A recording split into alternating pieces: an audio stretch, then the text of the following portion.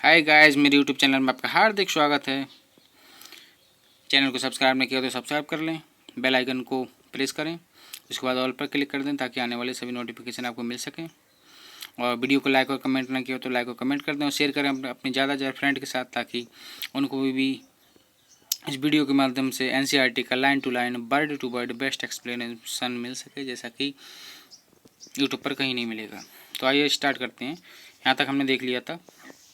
इसके बाद इस पैरा से स्टार्ट करते हैं। Some of these infection like hepatitis B and HIV can also be transmitted by sharing of infection needle, surgical instrument ETC। ये कहना चाह रहे हैं कि जो हमने इन्फेक्शन देखे थे उसमें से सम ऑफ दीज इन्फेक्शन में से ये दो, हेपेटाइटिस बी और HIV जो हैं, can also be transmitted by sharing injection of needle, मतलब इंजेक्शन नीडल को शेयर करने से, सर्जिकल इंस्ट्रूमेंट को ETC, मतलब और भी का एग्जांपल, जैसे मान लो बार बार ये नाई होते हैं तो ये अगर ये कि ब्लेड को यूज़ कर लेते हैं, एक सस्पेक्टेड कोई एड्स का पेशेंट या हेपेटाइटिस भी है, क्या पता उसको वो चेक थोड़ी कर रहा है, तो हो भी सकता है। तो इसलिए कहा जाता है कि उसको भी ब्लेड चेंज करने चाहिए, और चेंज कर ही लेते हैं आजकल तो, क्योंकि ब्लेड ही उसी तरीके का आ रहा है जो एक ही बार यूज़ करने के बाद लगभग काम करना बंद कर जाता है। तो ETC वाला भी मैंने एक एक्स्ट्रा एग्जाम्पल बता दिया। तो इनके माध्यम से ये है कि ब्लड जो है मिक्स होने के चांसेस रहते हैं और डिजीज़ फैल जाती है।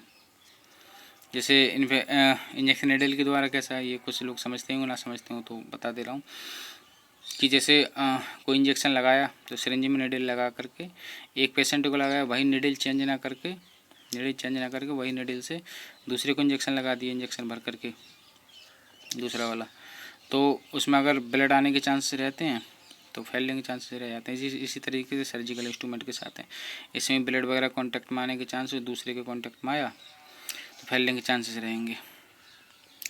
तो विद इन्फेक्टेड पर्सन, क्या बोल रहा है, विद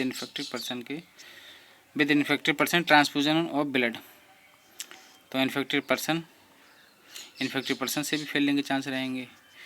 अब और इससे अगला वाला क्या, कॉमा लगे सबसे बात, और क्या, ट्रांसफ्यूजन ऑफ ब्लड का ट्रांसफ्यूजन तो सीधा हो रहा है, तब तो वो ब्लड तो तब तो फैल ही जाएगा। और from an infected mother to foetus too, सबसे बड़ी वजह की बात क्या है कि इन्फेक्टेड मदर से भी बच्चे को तो फैलने के चांसेस रहते हैं। चांसेस कम रहते हैं लेकिन फिर भी रहते हैं कि अगर मदर को एड्स है या हेपेटाइटिस बी है तो उसके बच्चे को भी, जो उसके गर्भ में पल रहा है उसमें उसको भी ये डिजीज़ हो जाएंगी। Except for hepatitis B, genital herpes and HIV infection. Hepatitis B, genital herpes और HIV इन्फेक्शन को छोड़ करके other diseases are completely curable हैं। ये कौन सी डिजीज़ की बात चल रही है पता है? अभी हम STIs पढ़ रहे हैं, मतलब सेक्सुअली ट्रांसमिटेड इन्फेक्शंस पढ़ रहे हैं, तो इन्हीं डिजीज़ की बात चल रही है। बहुत ध्यान से पढ़ना कि हेपेटाइटिस बी, जेनाइटल हर्पीज और HIV इन्फेक्शन को छोड़ करके अदर भी कम्प्लीटली क्योरेबल हैं, लेकिन कब? इफ़ डिटेक्टेड अर्लियर, वो भी तब हैं, ये तीन तो कभी नहीं है, चाहे इनको अर्ली डिटेक्ट पहले पहचान लिया जाए कि भैया शुरू में पहचान लिया हेपेटाइटिस बी हो गया या जेनाइटल हर्पीज हो गया या HIV हो गया, तब भी लाइलाज है ये, तो इनका कोई इलाज नहीं है।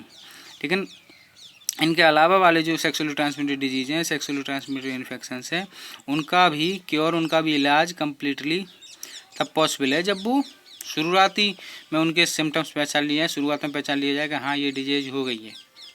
जैसे ये क्लेमाइडियासिस है और ट्राइकोमोनियासिस वगैरह है, एंड ट्रीटेड प्रॉपरली, और अच्छे से ट्रीट किया गया तो, मतलब पहचान लिया गया जल्दी और अच्छे से ट्रीट किया गया, साथ में दोनों चीज़ें हैं। पता चला ज़्यादा ध्यान से नहीं दिया, अच्छे से ट्रीट नहीं कराया, तब भी सही नहीं हो पाएंगे। Early symptoms of most of these are minor and include reaching, क्योंकि अर्ली सिम्टम्स जो होते नहीं, क्योंकि क्या मतलब अलग से ये, तो early symptoms of most of these, क्योंकि का कोई मतलब नहीं है, ये तो अलग से ही बात है, वही फुल स्टॉप लग गया यहाँ पे। Early symptoms of most of these are minor, early symptoms जो हैं of most of these are minor, मतलब ये जितने भी हमने सेक्सुअल ट्रांसमिटेड इन्फेक्शन की बात की रही है, इनमें ज़्यादातर के जो अर्ली सिम्टम्स होते हैं वो माइनर होते हैं, छोटे मोटे होते हैं। एंड इंक्लूड, उनमें क्या क्या आता है, जैसे इचिंग आ गई, थोड़ी बहुत खुजली वुजली हो रही है, फ्लैट डिस्चार्ज हो गया, स्लाइट पेन है, हल्का हल्का पेन है, स्वेलिंग है, ETC। In the genital resign, कहाँ? जेनाइटल रीजाइन में।